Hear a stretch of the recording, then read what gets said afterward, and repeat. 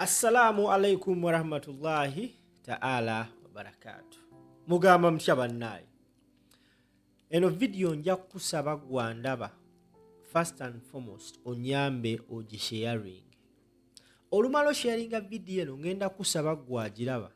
Nsaba ogiwe obudde. You pay attention to this video. Nkusaba ompa akadde eddakika zigenda beera 10 n'ezo. Naye nkukakasa wonovira ku video eno ogenda bwotegedde. Bampita simple gitambuze. Omukyaala oyo gwolengera ku screen, she will forever be considered a hero mu ggwanga Uganda. Nkimanyi abasinga mwebuza lwaki. I believe most of you have not seen her. Olw'ensonga abasinga temuli ku Facebook, olw'ensonga abasinga temulina internet. Naye mmwe abali ku YouTube right now ku mukuto gwa YouTube channel yenze YouTuber yekka asoose okwogerako ono omukyala. Kati tambuza video. Omukyala oyo y'omu ku abo abaafunye omukisa okubeera e Lubowa ewaabadde National Talent Center ku lunaku okuva ku lunaku olwokuna mpaka lwe baalangiridde results z'owa president. Eggwanga lyabadde mu total blackout, internet eyabaddeko. Era information ffenna abasinga gye twabadde tufuna twabadde tugijja ku radios na TVs byokka. This woman naye yabadde akimanyi nti tetufuna internet, wabula yabadde ayina information ey'ekyama gye yategedde ku ngeri gye babadde bagattagattamu obululu ku tali sente eyo. Era yasirise bwekye n'alinda internet eddeko. She is the only person so far eyabadde ku tali center eyakavaayo n'ategeeza eggwanga amazima ku kiki ekyabadde ku tali center, National Talent Center e Lubowa, Byabakama gye yabadde agabira oba gye yabadde asomera results. Nkugambe njagala paying attention ku video eno because bye ngenda okwogera Mukama Katonda yekka yasinga omumanya.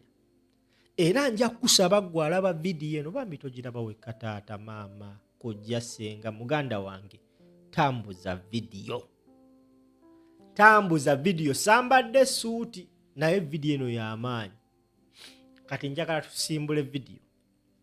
Gwe ssebo oba nnyaba ndaba, woba ojjukira ekyali mu kalulu akaali e Kenya omwaka gwa 2022 we baamala okulonda ne wabaawo omu ku baali ku kakiiko k'ebyokulonda n'ava n'agamba bannaye bino ebintu byalimu vulugu, ono omukazi oba ono omukyala mutwale ng'oyo eyakola ekyo.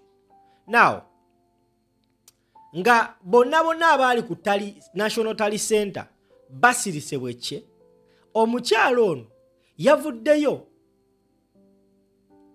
n'akozesa omukutu gwe ogwa Facebook n'atubuulira what exactly happened ku National Talent Center. Yatuwadde parts 2 n'atugamba nkomawo ne part 3 yegendo kimala. Kati njagala owulire ekyabadde mu buli party. Wabula yatandise ne preamble ku page ye eya Facebook. Yatandise atya, yatugambye nti we got a chance to witness the broad day and night theft and rigging of votes through the system they created and interchanging the results of presidential candidate.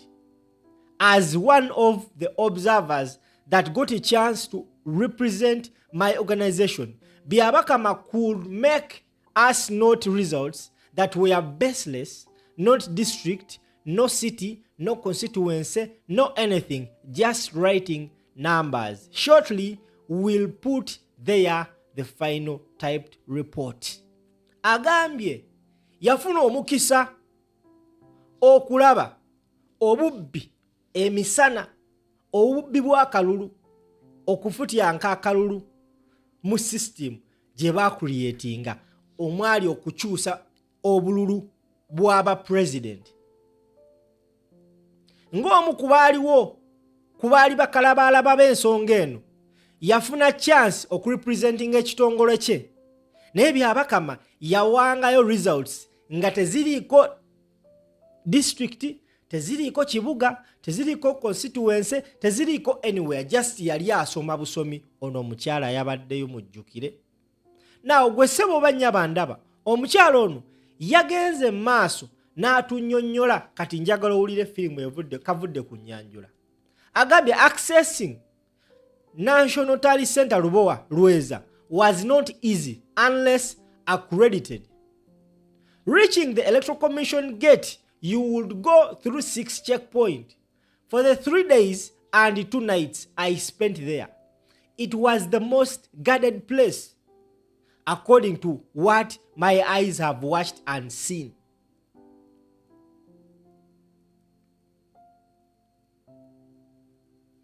Akugambye okutuuka ku kifo babadde babalira obululu erubowa erweza tekyali kyangu. Okutuuka ku gate y'akakiiko k'ebyokulonda waaliwo ebiddo 6 ebyali bisuuliddwa nga bakukebera mpaka ne mu kapale k'omunda. Ennaku 3 ze yabeerayo, ekifo ekyo agamba kye kyali kisinga okuumwa kye yali alabye mu nsi muno. Security n'agenda maaso n'agamba nti security naye nze nga omuntu sinnatuukayo n'olwekyo njogera ku kyendabyeko. Poor me, to get accredited a phone number was needed, registered in the very names you forwarded. Tugende mu maaso. N'agenda mu maaso n'agamba nti katono nnyo eno n'onsoma posti ye. Okay. Yagenze maaso n'agamba nti internet was there but not everyone could access it. They assigned it to only those specific people they wanted to access it. I noticed that the overall controller of the internet were Indians and the assistants were Ugandans. The place had jammers even if you had VPN and apps that bypass the shutdown.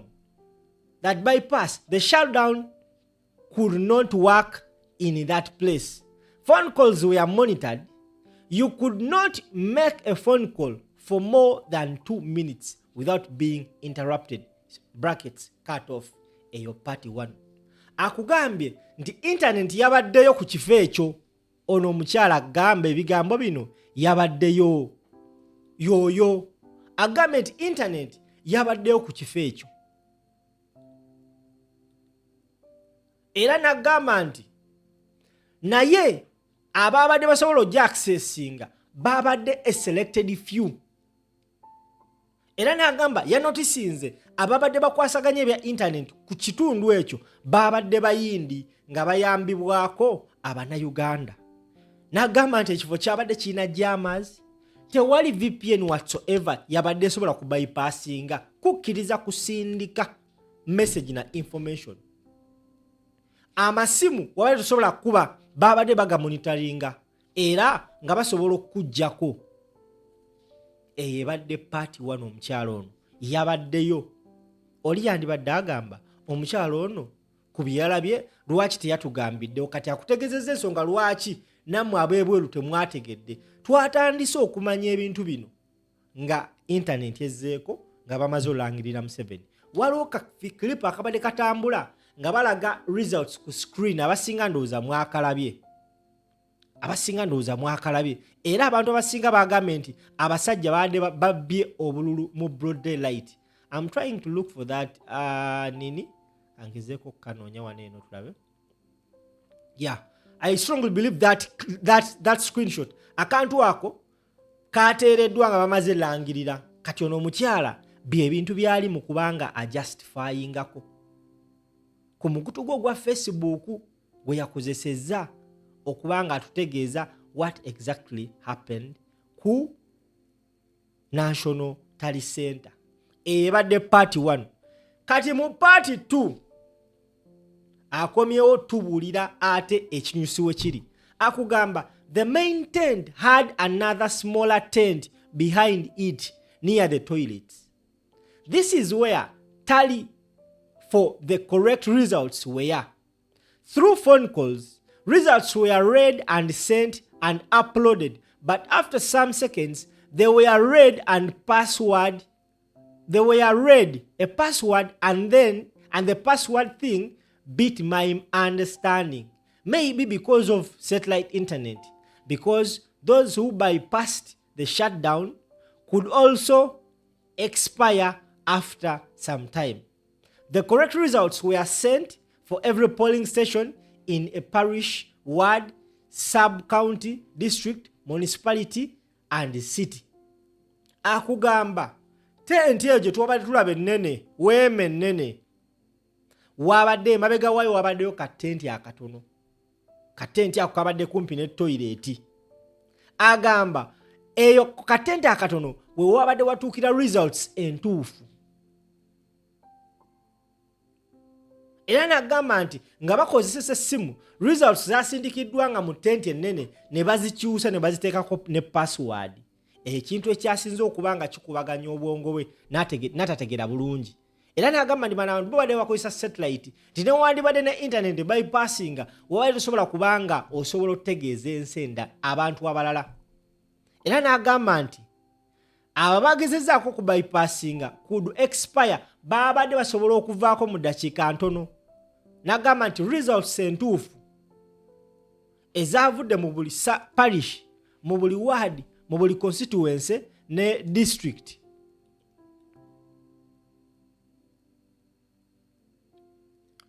okay. Tugende mu maaso.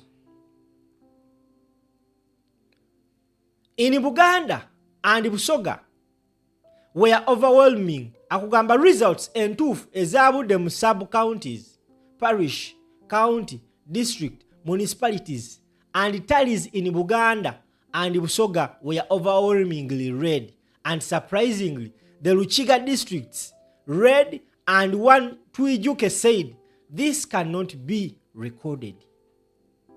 Mu tenti emabega gy'agambye entono baweereza results nga zonna za red, myufu, NUP mu bigambo by'ono omukyala. Buganda, Busoga, Lukiga districts. Omu gwe bayita Twijuke n'agamba kino tekisobola kubeera recorded. N'agenda maaso n'agamba every presidential candidate at least had one representative, and they were provided a laptop that had results in details. When I tried to compare some results on the DRA forms of one of the presidential candidates, results were not the same. For example, I got a sample space of Nakaseke in a certain sub-county where Kyagulanyi got 189, others got 0, and Mr. Museveni got 84. Njagala wano owulirizeewo bulungi nnyo. Agambye nti Nakaseke in certain sub-country where Kyagulanyi got 189 and other got 0 and Mr. Museveni got 84, but they recorded 184. So this is another way they rigged, where they got few votes, they could add a number between 1 and 2.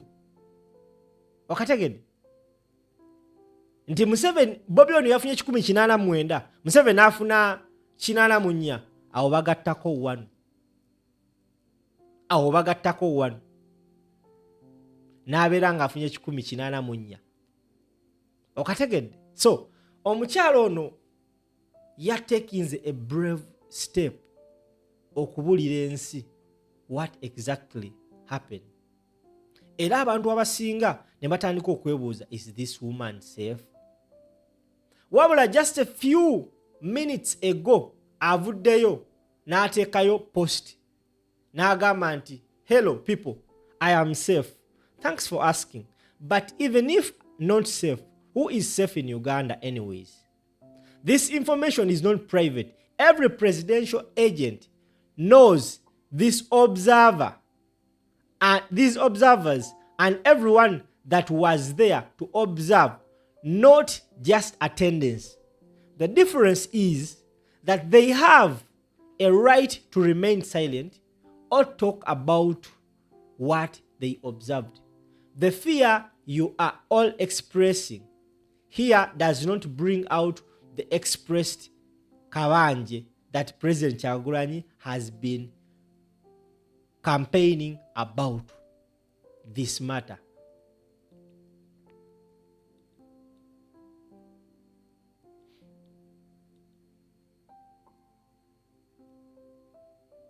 The difference is that they have a right to remain silent or talk about what they observe.